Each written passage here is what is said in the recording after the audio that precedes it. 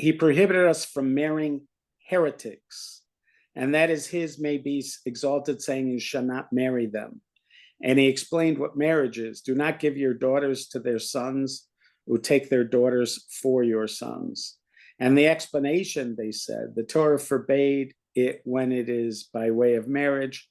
There are distinctions about the punishment of one who transgresses this negative commandment, and that is that when one who has sexual relations with an Aramean has sexual relations in public, anyone who kills him while he is clinging to the sin has carried out the punishment, as did Pinchas do to Zimri. And they said one who has sexual relations with an Aramean, zealots may attack him, but with the condition that we mentioned, and that is that he has relations with her in public, and that the punishment is meted out at the time of the act, like the story that happened with Pinchas and Zimri. But if he do not do this in public, or he already separated, and the zealots have not yet attacked him, he is liable for excision. However, kores. However, this excision is not made clear in the Torah. They said, when zealots did not attack him, what is the law? And it is explained that it is excision, cutting off, which is kores, from him saying, for Judah has profaned what is holy to the Lord, what he loves, and espoused his daughters of alien gods. The Lord will cut off from this man that does this all living offspring. This implies that it is with excision. However, when it becomes confirmed about a man with witnesses and a warning that he had sexual relations with an Aramean, he is lashed by the Torah, and know this. Okay, so this is called Boel Aramis. Now, it seems like, even he calls it the Kofrim. That's the Hebrew word here. I don't know what the Aramaic word was initially. And it says heretics. So let's just see if let's look at the whole thing. If it gets any clearer.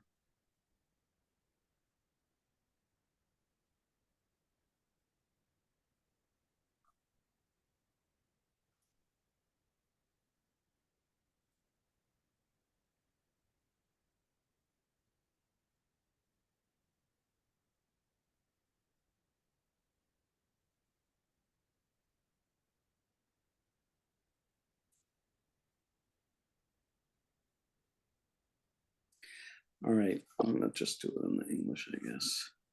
When a Jew engages in relations with a woman from other nations, taking her as his spouse, or a Jewess engages in relations with a non-Jew as his spouse, they are punished by lashes according to scriptural law.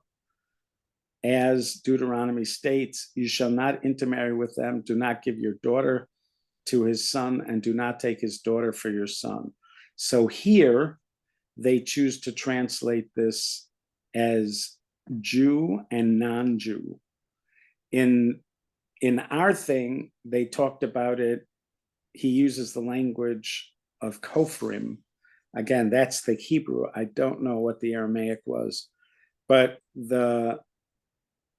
which makes it sound like it's more about the belief than whether they're Jewish or not. Here, the Hebrew is akum. Akum means somebody who worships idols. So you have three choices here. One choice is that it means idolaters. One choice is it means non-Jews. Those are the ones that are represented in the Rambam. And another one is that it is Kofrim, which means heretics. But when they cite the texts, the texts that are cited are talking either about the 7 nations or idolaters. So certainly this has come to be understood to mean any Gentile, but there you go. There are your textual options.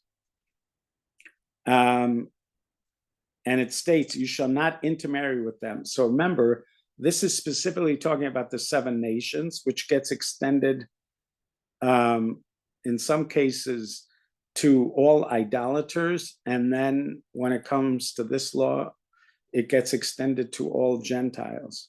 Do not give your daughter to his son, and do not take his daughter for your son. This prohibition applies equally to individuals from the 7 Canaanite nations and all other Gentiles. Now, again, the Hebrew word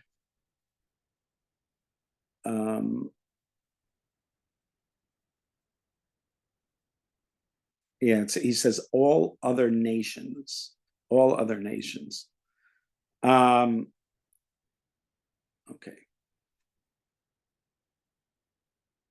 This was explicitly stated in Ezra, that we will not give our daughters to the Gentiles in the land, and we will not take their daughters for our sons. The script, so what they're suggesting is that, because in the book of Ezra is not a source of law, so when they do something like this, what they're suggesting is that you see the interpretation of the verse from Ezra. You see how he applies it to all Gentiles, not just to the 7 nations. The scriptural prohibition applies only to marital relations. When, by contrast, one engages in relations with a Gentile woman with a licentious intent, he is given stripes for rebellious conduct according to rabbinic law. This is a decree, lest this lead to marriage. So the Rambam seems to be suggesting that it is not biblically forbidden to have relations with a Gentile woman outside of marriage intent. It is rabbinically forbidden. Why is it rabbinically forbidden? Because it may lead to marriage. If a Jew designates a Gentile woman for licentious relations, he's liable for relations with a nida, a maidservant, a Gentile woman, and a licentious woman. So these, in other words, there are biblical transgressions. But he says here, if a Jew designates a Gentile woman for licentious relations, which means he's not intending to marry her, he's liable if she's a nida, because she's going to be a nida, because she's not going to go into the mikvah. Why is he liable? Why is he liable for a Gentile woman? He just got through. Oh, rabbinically. He's going to say rabbinically. He means rabbinically. If he did not designate her for himself, but instead engage in relations with her spontaneously, he is only liable for relations with a Gentile woman. All of these liabilities are rabbinic in origin. When does the above apply? When a man who engaged in relations was an Israelite. If, however, a Kohen engages in relations with a Gentile woman, he's liable for lashes according to scriptural law because of the prohibition against relations with a zona. Now, a zona is usually understood to be a prostitute, but she doesn't, in order to get this designation, she doesn't have to actually take money. As long as she recreationally engages in sexual behavior, she has the status of a zona. This prohibition applies both to a non-Jewish zona and a Jewish one. He receives lashes for relations alone, for he cannot consecrate her. Whenever a man has relations with a Gentile woman in public, the relations are carried out in the presence of 10 or more Jews. If a zealous person strike him and kills him, he is considered praiseworthy and ardent. So this is learned from Pinchas. So this applies whether the relations were in context of marriage or licentious in nature. This would mean that you actually see them having intercourse. How would you see somebody having intercourse? You would Through be the window? no, or you could be. I mean, they could have some kind of an orgy or something. In the Roman times and Greek times, apparently, that was not uncommon. So, but it would have to be something like that. This is what happened with Pinchas. There was now, Rabbi? yeah. He seems to be, stating the law of the zealot. But I thought about the zealot. We say ein morin chen. If he asks the Beis Din, they don't tell him to do it. He doesn't ask the Beis Din. He just goes out and does it, like Pinchas. This man doesn't ask. He just goes and kills them. So that if he asks, you tell him not to do it. But if he doesn't ask, then what he did was considered praiseworthy and ardent. This applies whether the relations were in the context of marriage or licentious in nature. This matter is a halacha conveyed to Moshe at Sinai. Support for this can be derived from Pinchas slaying Zimri. So it's sort of an interesting construct here, because he's saying the law itself is not learned from Pinchas. Pinchas is an example of a law that exists in the oral Torah. The zealous person can strike the fornicators only at the time of relations, as was the case with regard to Zimri. As it states, he pierced the woman into her stomach. If, however, the transgressor withdraws, he should not be slain. Indeed, if the zealous person slays him, he could be executed as a murderer. If the zealous person comes to ask permission from the court, as David was asking, to slay him, they do not instruct him to, even if this takes place at the time of relations. Not only that, if the zealous person comes to kill the transgressor and he withdraws and kills the zealous person in order to save himself, the transgressor is not executed for killing him. So not only is this guy doing it without the court's permission, in other words, he has to do it on his own, but if the guy who he's going to kill would somehow kill him in self-defense, the guy who kills him in self-defense is not liable. When a Jew has relations with the daughter of a resident alien, the zealot may not strike him. The transgressor should, however, be given stripes for rebellious conduct. So this, yeah. Is that on the one hand, you it seems almost contradictory. You say, if I were to go to the Beis Din, later when it's happening, they tell me no. But he's giving it to me, the Rambam. He's saying this is the law. If you see him doing, you have an obligation to do it. Obligation, or can you? They didn't say. They didn't say. I don't know. They said the language was.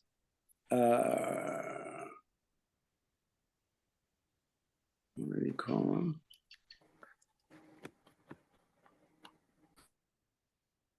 Praiseworthy and ardent.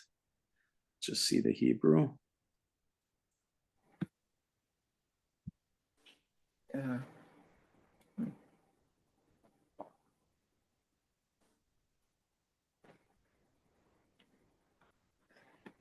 Mishubachin.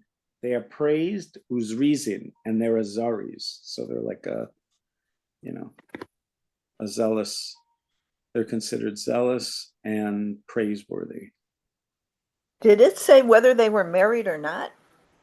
I mean, so the sin is doing it in public? No, it's not. Not. I mean, it seems like it has nothing to do if they're married.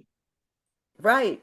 But so then if we look back at Zimri's sin, it wasn't because he was with, a Moabite, well, whatever they were. It's because he was having public relations. Is that right? Relations in public, I meant. A Gentile woman in public. A Gentile woman in public. Okay. And only a Gentile who's not a resident alien. If it's a Gentile that's a resident alien, he cannot kill them.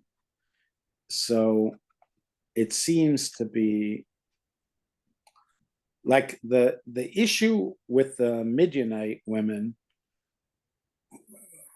involved idolatry as well. I mean, they were prostitutes connected to idolatry. So and the fact that you see a distinction here, but that resident aliens are not included, seems to suggest that the idolatry connection is important here. Yeah. So this is called Kanoim Pogimbo. Kanoim Pogimbo. Zealots strike them.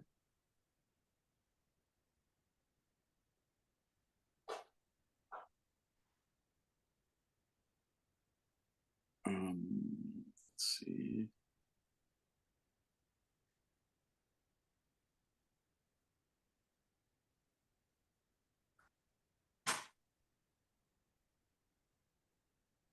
Where did I go here? If the zealot did not strike him, nor did he receive stripes in the court, his punishment is explicitly stated in the words of the prophetic tradition. He is liable for karet. As Malachi states, Judah desecrated that which is sacred to God by loving and engaging in relations with the daughter of a foreign god. May God cut off from a man who does this any progeny and descendant. Implied is that if he's an Israelite, he will not have progeny among the wise who will raise issues, nor descendant among the scholars who will respond. If he's a priest, he will not have a descendant who presents an offering to the Lord of hosts. Thus, you have learned that a person who shares intimacy with a Gentile woman is considered as if he married a false deity. See, he makes this connection to idolatry. As the verse states, engaging in relations with the daughter of a foreign god. And he's also called one who's desecrated that which is sacred to God. Although this transgression is not punishable by execution by the court, it should not be regarded lightly, for it leads to a detriment that has no parallel among all other forbidden sexual relations. For a child conceived from any other forbidden sexual union is the father's son with regard to all matters and is considered a member of the Jewish people, even if he's a mamzer. A son conceived by a Gentile woman, by contrast, is not considered his son. If he shall sway your son away from, for he shall sway your son away from following me. She turns away from being one of those who follow God. This matter causes one to cling to the Gentile nations from whom the Holy One, blessed be he, has separated us and had turned us away from following God and to betray him. When a Gentile engages in relations with a Jewish woman, if she is married, he should be executed. If she is single, he is not executed. If, by contrast, a Jewish male enters into relations with a Gentile woman, when he does so intentionally, she should be executed. She is executed because she caused a Jew to be involved in an unseemly transgression, as is the law with regard to an animal. This applies regardless of whether the Gentile woman was a minor of 3 years of age or an adult, whether she was single or married, and it applies even if the Jew was a minor of 9 years, she is executed. This punishment is explicitly mentioned in the Torah. As it states, behold, they were involved with the children of Israel according to the advice of Balaam. Execute any woman fit to know a man through lying with a male. Servants that have been immersed for the sake of servitude and accepted the mitzvahs in which servants are obligated have departed from the category of Gentiles, but have yet to enter the category of Jews. For this reason, a maidservant is forbidden to a free Jew. This applies to both one's own maidservant and a maidservant belonging to a colleague. When a person enters into relation with a maidservant, he's given stripes for rebellious conduct prescribed by the rabbis. Okay, so that's the end of our thing here. This is particularly harsh. even if they're children. That's particularly harsh. Wow. That's it, according to the Rambam. So you see how he ties it to idolatry, like much of what we have seen.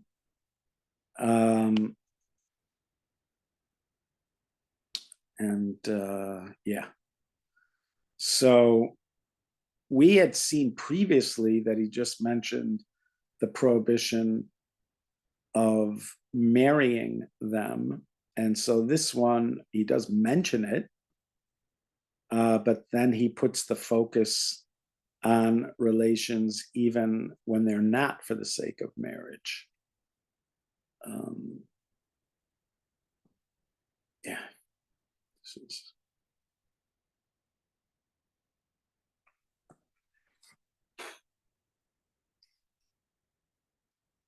Okay. That he prohibited us from marrying Ammonites and Moabites, exclusively the males, even after they have entered the Jewish religion. And that is his may be exalted, saying, an Ammonite and a Moabite shall not come into the congregation of the Lord, which is interesting because here, they're like with an Egyptian, we say that after the third generation, you're allowed to marry them and they're allowed to marry you. So if an Egyptian converted, he would be generation number 1, and then 2 and 3, and then the children would be able to marry them. So they could marry amongst themselves. I believe they can marry other converts, but they can't marry Jewish-born children until the third generation. But Moabites and Ammonites can never marry Jewish children. So you wonder what is the point of them converting if they never, in other words, no matter how many descendants they have, they cannot marry. Again, this is male descendants. So I guess they're hoping for girls. I guess that's what you could say. They're hoping for girls.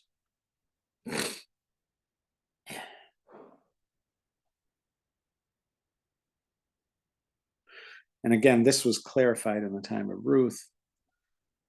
That's according to the Talmud. It was clarified during the time of Ruth that it only applies to the men, not the women. He prohibited us from distancing the descendants of Esau after they've entered the Jewish religion, meaning to say we are forbidden from avoiding marriage with them. And that is his may be exalted, saying you should not abhor an Edomite in the third generation. So this is something we do with, let's just see what they say about the halacha here.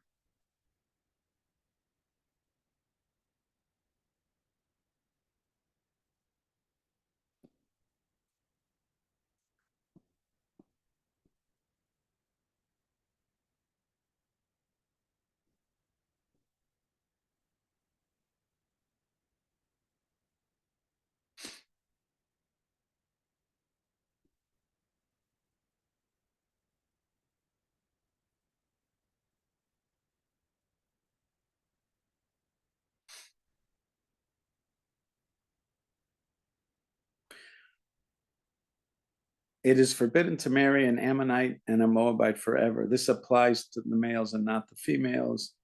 It states an Ammonite and a Moabite shall not enter into the congregation of God. It is halacha transmitted from Moses at Sinai that is a male Ammonite and a male Moabite are forbidden to marry native-born Israelite forever, including even their son's grandson forever. An Ammonite woman and a Moabite woman are by contrast permitted immediately. They are considered converts. An Egyptian and an Edomite convert, both a male and a female, are forbidden to marry among the Jewish people for the first and second generation. The third generation, however, is permitted. As it states, children are born to them may enter into the congregation of God in the third generation. When a female Egyptian converts while she's pregnant, her son is considered second generation Egyptian convert. When a second generation Egyptian male convert marries a first generation Egyptian female convert, or first generation Egyptian male convert marries a second generation convert, the child is considered a second generation convert. This is derived from the phrase children who are born to them. The verse made the matter dependent on birth. When a male Ammonite convert marries a female Egyptian, the offspring are considered Ammonites.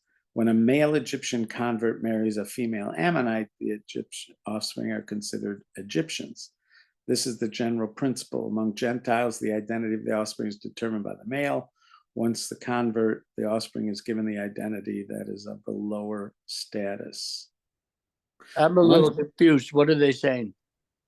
These are all mixing and matching of different stati that are that have different rules. So there's one rule for somebody who converts generally. They are a convert. They can marry any person born of a Jew or another convert, but they cannot marry a Kohen. So if it's a woman convert, she can't marry a Kohen, but she can marry everybody else. If they come from the Edomites or the Egyptians, then the third generation, in other words, let's say they convert, they now wait till the third generation. The third generation can marry any Jew. The third generation can marry any Jew. Third generation what? Egyptian or Edomite, who converts. So once they convert, they're called generation number one. Their children are generation number two. Their grandchildren can marry any Jews if they are Egyptian or Edomite. If they are Ammonite or Moabite and they convert, their male offspring can never marry somebody born Jewish. Then the question becomes, what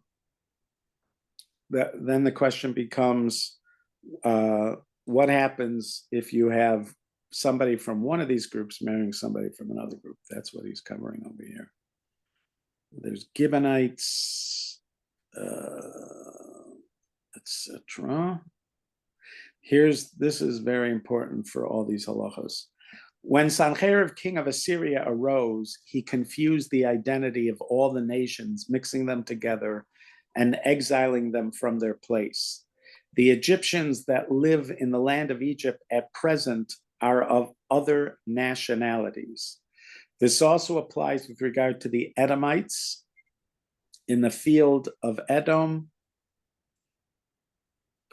Since these four forbidden nations became intermingled with all the nations of the world with whom it is permitted to marry once they convert, all converts are permitted.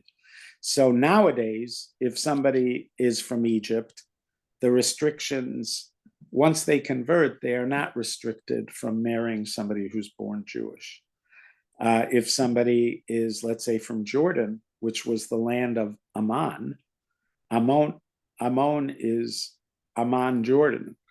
So even though they're from Amman, they are not forbidden if they convert because they are not the same people.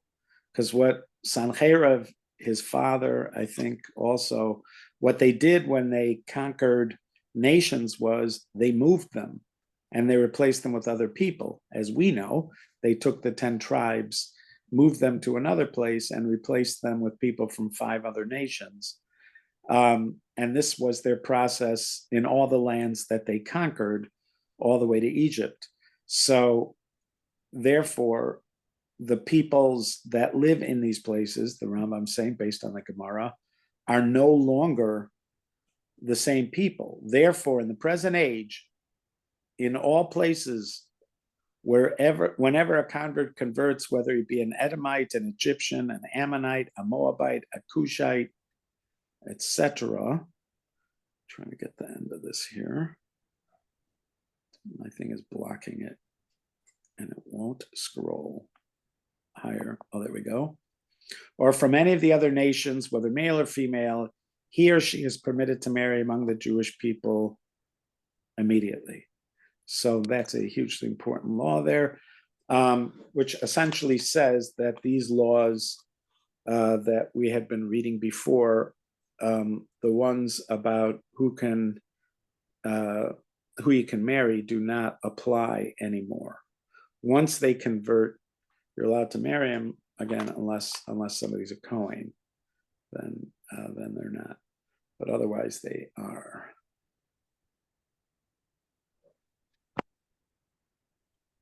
So what happens if a Kohen does marry a Gentile? If it does happen, they're already married. What nothing can be done, right? Well, I mean, they are told that what they're doing is wrong and that they should get a divorce. But if they insist on not getting a divorce, his children from then on are no longer Kohanim. This is one of the things about the Kohen gene. The Kohen gene, let's say somebody has the Kohen gene. You're a male and you have the Kohen gene. It doesn't necessarily prove you're a Kohen, even if it was verified that only males descendant of Kohanim have this marker. Even if that was verified, it would still not be enough, because it's possible that there, a few generations before, their relative was a Kohen who himself had, let's say, married a divorcee. So from then on, his children, even though they are descendant of Kohanim, would no longer have the status of a Kohen. They would be a halal. So I have a good friend.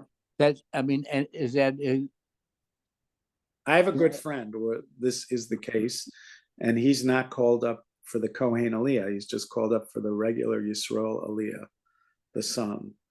Most Orthodox congregations will not call if he's a Kohen married to a divorcee, they will not call him up, even him. They will not call up the Kohen for the Kohen Aliyah or allow him to duchen as a kind of punishment from the community. So, but as far as his kids are concerned, it's the kids from other women's marriages with him. Yeah, let's say no. This divorcee. What about if he has another wife too? That's possible. Afterwards, right? You mean afterwards? No, beforehand. Let's say he has another wife. No, and then it has children. No, then they're Kohanim. They're Kohanim then? The children of the relationship with divorcee, that they're called a halal. And then, but again, even though he himself is technically not a halal, the man who's married to the divorcee, as far as I know, it is the practice in Orthodox synagogues not to call this person up for the Kohen Aliyah and not to allow them to duchen. We had a situation. It was a very painful situation, because he was such a sweet man, a real sweet man, and he married a convert. But this woman, it wasn't just a regular convert. This woman had nursed him after, like, he had survived the war. and she had, I don't remember where. Either he survived the war in camps or he survived the war in Siberia. I don't remember. Either way, he was, she saved him and nursed him. And then he ended up marrying her. She converted and he married her. And so it was such a difficult thing. And, but technically he wasn't supposed to be married to her. And so he wasn't allowed to have the Kohen Aliyah. It was really terribly painful, that situation. There's that, we tossed that one up to the suffering of the exile. What about a widow? Oh, can a Kohen marry a widow? Yeah, just not a Kohen Gadol. But a regular Kohen can marry a widow. Yeah, but those are really, we'll call it the suffering of the exile. These situations, they're terrible situations. Okay, whenever you end on a bad thing, I remember somebody telling me that he was once told that you should never end a class on a bad note. So he was told this by somebody who then went on to say that carrots are very good in cholent. And so I say to you, carrots are okay in cholent. I will not say they're very good. Rabbi, that's why They are you're not supposed to go to you're not supposed to go to bed with your wife. There you go. Similar. When you're in a fight, what I mean, like you're arguing. Right. So using the same theme, if you make cholent together afterwards with carrots for some reason, I don't know why. Carrots are good no matter what. It's my new thing. I'm roasting carrots and they're so delicious. They become so sweet. They have sweet. Yeah, they have a sweet aspect to them. But again, in cholent, I'm willing to go out on the line and say they're okay in cholent. I just don't know if I would say they're good in cholent. I don't know what it is. But maybe, Lois, maybe you can convince us all. Okay, be well. Is just roasting. Okay, tomorrow. All right, I look forward to learning with you guys tomorrow. Very be well.